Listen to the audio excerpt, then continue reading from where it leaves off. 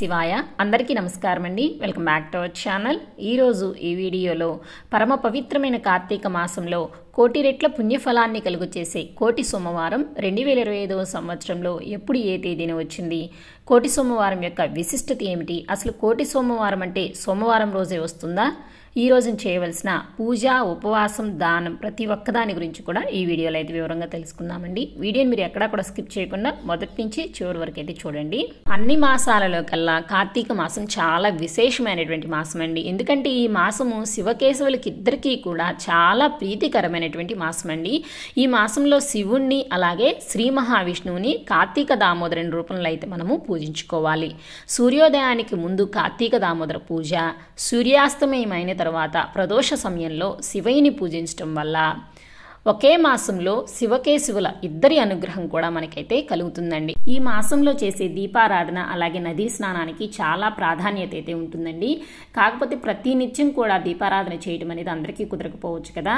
కానీ కార్తీక మాసంలో ప్రత్యేకంగా వచ్చే కోటి సోమవారం రోజున చేసే నదీ స్నానము, ఉపవాసము, దానం చేయటం వల్ల కోటి రెట్ల పుణ్యఫలం అయితే మనకు కలుగుతుందండి. అంటే ఈ రోజున చేసే నదీ స్నానము, ఉపవాసము, దీపారాధన వల్ల కలిగే పుణ్యఫలం మనకి కోటి సోమవారాలు చేస్తే ఎంతటి పుణ్యమైతే కలుగుతుందో ఈ ఒక్కరోజు చేయటం వల్ల అంతటి పుణ్యాన్ని అయితే మనము సంపాదించుకోవచ్చండి.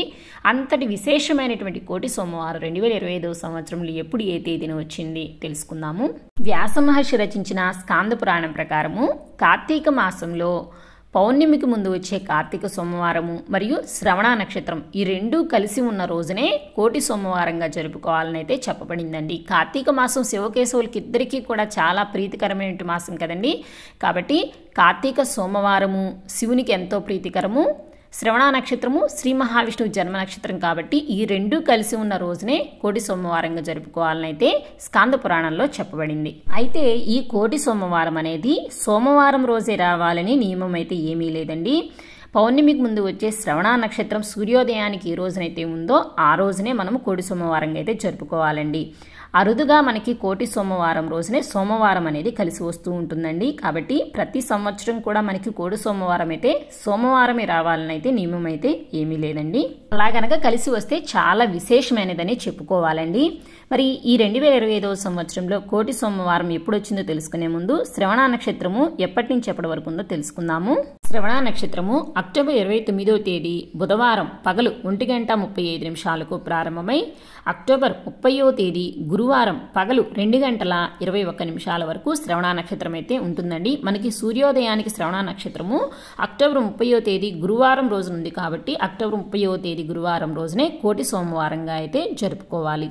శివకేశవులకు ప్రీతికరమైన ఈ కోటి సోమవారం రోజున సూర్యోదయానికి ముందే నిద్ర లేచి నదీ స్నానం చేస్తే చాలా మంచిదండి. ఎందుకంటే ఈ కార్తీక మాసంలో శ్రీ మహావిష్ణువు నదులు, చెరువుల్లో నివసిస్తాడని అంటూ ఉంటారు కాబట్టి ఈ మాసంలో నదీ స్నానానికి అంతటి ప్రాముఖ్యత అనేది ఉంటుందండి. అలాగే ఈ కోటి సోమవారం రోజున శివాలయానికి వెళ్లి పంచామృతాలతో శివునికి అభిషేకం చేసుకుని నువ్వుల నూనెతో మట్టి ప్రమిదలో దీపారాధన అనేది చేసుకోవాలి. తర్వాత బిల్వదళాలతో, తుమ్మి పూలతో శివునికి పూజ చేసుకుని కొబ్బరికాయను, అరటి పండ్లను నైవేద్యంగా అయితే సమర్పించాలండి. ఇదే విధంగా సాయంకాలం కూడా యథావిధిగా స్నానం చేసుకుని విష్ణు ఆలయానికి వెళ్లి ఆవునేతితో దీపారాధన చేసి తులసిమాలను శ్రీమన్నారాయణునికి సమర్పించి శ్రీ విష్ణు సహస్రనామ పారాయణ అనేది చేసుకోవాలి. అలాగే ఈ కోటి సోమవారం రోజున సాలగ్రామాలకు పూజ చేసుకుని సద్బ్రాహ్మణునికి దానం ఇవ్వడం ద్వారా వైకుంఠ ప్రాప్తి కలుగుతుంది అనేది శాస్త్రవచనం అండి.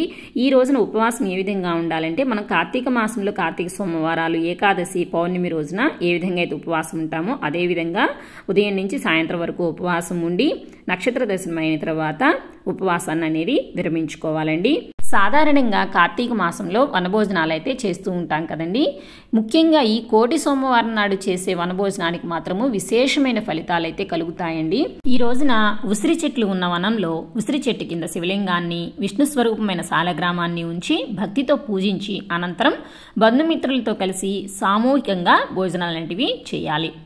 ఈ కార్తీక మాసంలో వచ్చి కోటి సోమవారం రోజున శ్రీ సత్యనారాయణ స్వామి వ్రతాన్ని ఆచరిస్తే అఖండ ఐశ్వర్యాలు సొంతమవుతాయి అనేది పురాణాల ద్వారా అయితే మనకి తెలుస్తోంది. ఇంతటి మహిమాన్వితమైన ఈ కోటి సోమవార వ్రతాన్ని మనందరం కూడా ఆచరించి ఆ శివకేశవుల అనుగ్రహంతో అష్టైశ్వర్యాలు ఆయురారోగ్యాలు పొందాలని మనస్ఫూర్తిగా కోరుకుంటున్నానండి. సో ఇదండి ఇవాళ ఈ వీడియో కనుక మీకు నచ్చింది, యూజ్ అయింది అనుకుంటే ఒక లైక్ చేయండి, మీ ఫ్రెండ్స్ అండ్ ఫ్యామిలీ మెంబర్స్కి షేర్ చేయండి. రానున్న కొత్త వీడియోస్ కోసం మన ఛానల్ అయితే సబ్స్క్రైబ్ చేసుకోండి. మరొక మంచి వీడియోతో మళ్ళీ కలుసుకుందాం. సర్వే జనా సుఖినో భవంతు, లోకా సమస్త సుఖినో భవంతు.